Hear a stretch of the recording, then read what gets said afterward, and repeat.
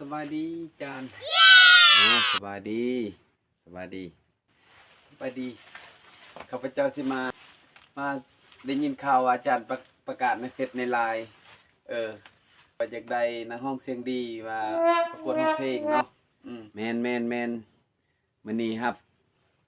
บนักห้องเนาะนักห้องเสียงดีเสียงใสสิฮับเลยฮับสิ่งชนะเลิศเลยเจ้าเฮานี่แหละเสียงดีเนาะเฮาสิห้องเพลงเดี๋ยวสิห้องเพลงยังบ่เจ้าเพลงยังวะโศกมณีสีน้อยมณีโซตีโอ้จ้าขอโทษชื่อเพลงแนวใดอยากกันยังเฒ่าเจ้าเฒ่ากันยังอยากโอ้ยไปเลยขอโทษโอ้ได้ขออนุญาตปลุกมาเด้อสิห้องเพลงจ้าได้เพราะว่าเฮาเสียงโคตรดีเลยโคตรดีปวดห้องแล้วนี่เพราะว่าเฮามีเครื่องเสียงสุดยอดเลยเอาสตาร์ทมือคีย์บอร์ดลายังตั้งแต่ยังหนุ่มน้อยหนุ่มน้อยก็บอกคอยป่านใด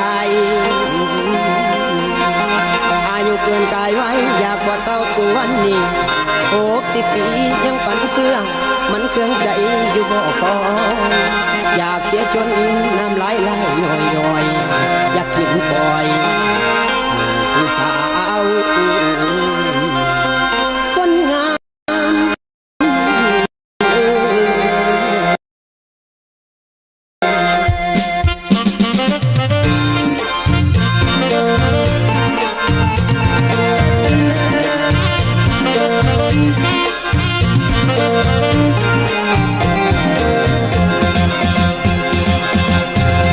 อายป่านอยากสิแนวเมื่อพอแล้วหาแต่แนวได้